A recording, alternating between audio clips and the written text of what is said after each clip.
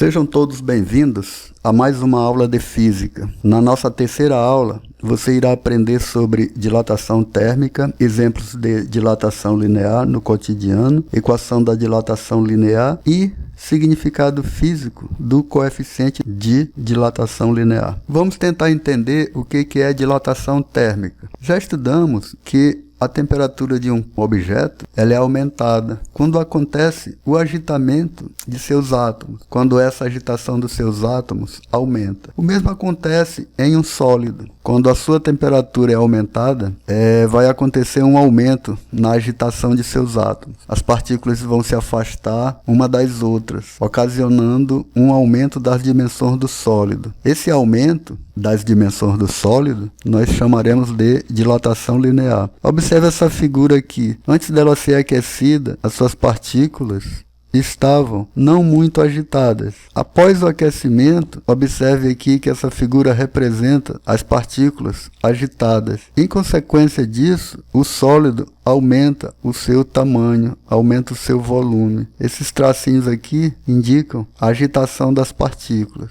Aqui, antes do aquecimento, o objeto estava em baixa temperatura. Aqui, após o aquecimento, ele aumentou de tamanho, ou seja, ele se dilatou. Ele está em uma alta temperatura, o que ocasionou as dimensões desse objeto. O aumento das dimensões do objeto ocorre simultaneamente. A dilatação térmica ela pode ser dividida em três partes: dilatação linear, dilatação superficial e dilatação volumétrica. Hoje estudaremos a dilatação linear. Linear indica uma linha. Vamos dar um exemplo de uma barra metálica. Olha só, antes do aquecimento, essa barra metálica tinha uma temperatura inicial e um comprimento inicial, dado por Li. Assim, o comprimento inicial é representado por Li. A temperatura inicial é representada por Ti.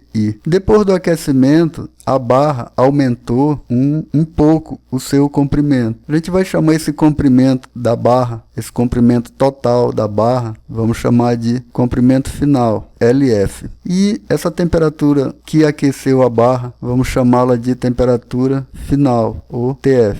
Esse ΔL é a diferença ou variação de comprimento no caso da barra. Esse delta já estudamos em aulas passadas, equivale a uma letra grega, delta, que quer dizer variação. Esse L é variação de comprimento. Assim, a dilatação sofrida por essa barra é aqui onde está em vermelho, dado por ΔL. Nas próximas aulas vamos tentar calcular esse ΔL. Podemos perceber a dilatação linear no cotidiano, por exemplo, em fios elétricos. Observe essa torre de transmissão. Os fios dessa torre, ou de postes, eles quando são expostos ao sol, em dias bem quentes, a gente percebe que aparecem as barrigas ou flechas. Pode notar que esses fios eles não ficam retos, eles tendem para baixo. Essas são as dilatações, que são maiores em dias quentes e menores em dias frios. Em trilhos também podemos observar que as altas temperaturas ocasionam deformações no mesmo. Graças às juntas de dilatação, bem calculadas, bem colocadas entre os trilhos, em dias muito quentes, os trilhos, ao se dilatarem, não provocam deformações nas linhas férreas. Por exemplo, se entre dois trilhos na ferrovia não tivesse essa junta de dilatação, os trilhos iam ficar deformados, como mostra essa figura. Assim, as juntas de dilatação ajudam para que a linha férrea não fique com deformações. Em pontes e viadutos, as juntas de dilatação devem ser bem colocadas para que em dias muito quentes as partes não se comprimam umas contra as outras e haja um rompimento, uma rachadura, como nesse exemplo aqui dessa ponte. Observe aqui as juntas de dilatação.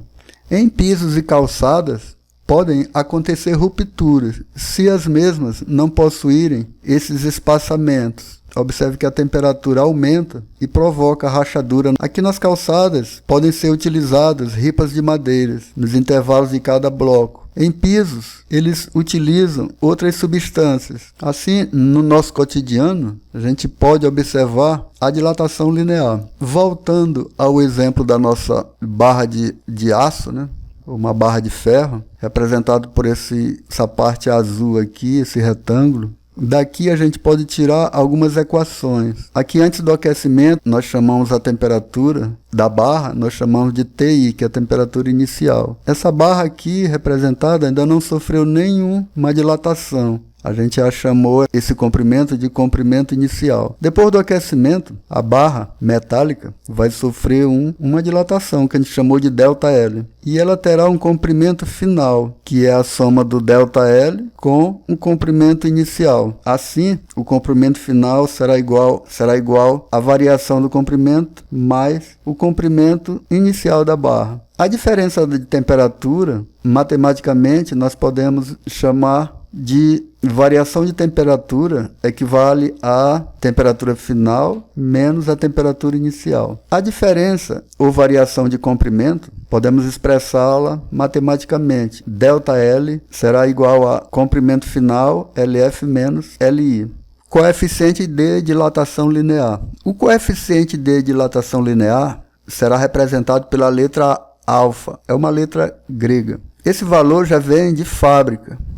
Depende de cada material do objeto. Aqui no nosso exemplo temos uma barra metálica. Ele terá o seu alfa, ou seja, o seu coeficiente de dilatação linear. E para calcularmos a dilatação dessa barra, nós vamos unir todos os elementos que envolvem a dilatação da barra. Ou seja, ΔL, que é a variação de comprimento, será igual a comprimento inicial vezes coeficiente de dilatação linear vezes a variação da temperatura. Essa expressão nós usaremos em outro momento, em exercícios. Por exemplo, uma barra de alumínio, ela terá um coeficiente de dilatação linear, AL, é o símbolo do alumínio, equivalente a 23 vezes 10 a menos 6 graus Celsius elevado a menos 1. Esse grau Celsius elevado a menos 1 é o inverso do grau Celsius. A gente chama de graus recíproco.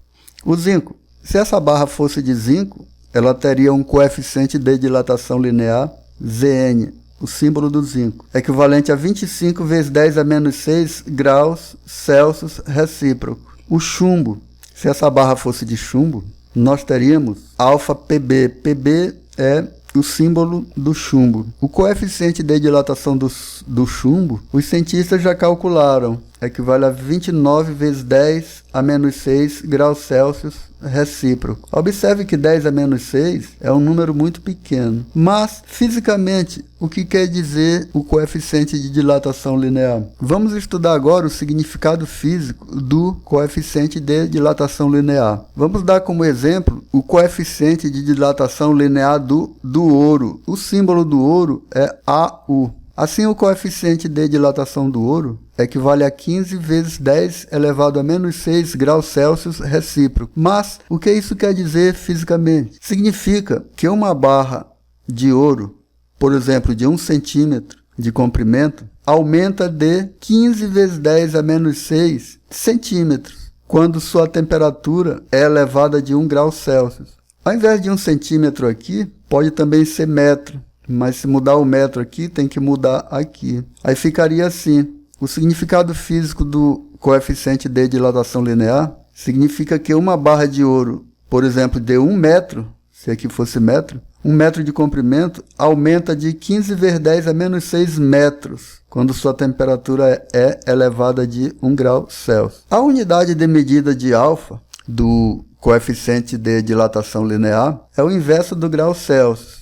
Já sabemos isso, é representado por grau Celsius elevado a menos 1. E é chamado de grau Celsius recíproco. Nós temos outro exemplo, que é o coeficiente de dilatação do aço. Ele equivale a 12 vezes 10 elevado a menos 6 graus Celsius. Mas qual que é o significado físico disso? Significa que uma barra de aço, por exemplo, de 1 metro ou 1 centímetro, né, de comprimento, aumenta de 12 vezes 10 a menos 6 metros ou centímetros, quando sua temperatura é elevada de 1 grau Celsius. Assim você está aprendendo que aqui pode ser metro. Se aqui for metro, aqui também será metro. Se aqui for centímetro, aqui será centímetro. Se aqui for quilômetro, aqui também será quilômetro. Bom, o vidro comum tem um coeficiente de dilatação linear equivalente a 9 vezes 10 a menos 6 graus Celsius recíproco. O vidro Pirex, ele tem um coeficiente de dilatação linear de 3,2 vezes 10 a menos 6 graus Celsius recíproco. Observe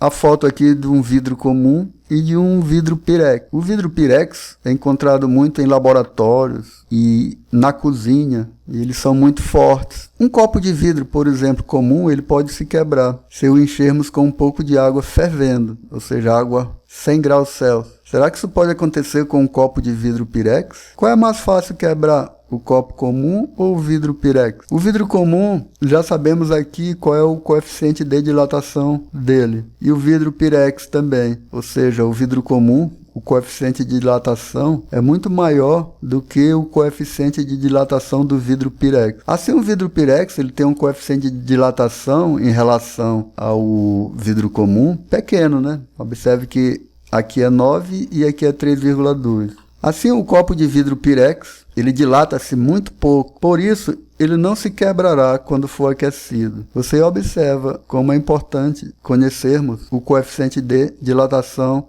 linear das substâncias. Aqui nós temos as figuras que usamos nos slides, os créditos. Obrigado pela atenção. Não esqueça de assistir novamente o vídeo. Por hoje é isso.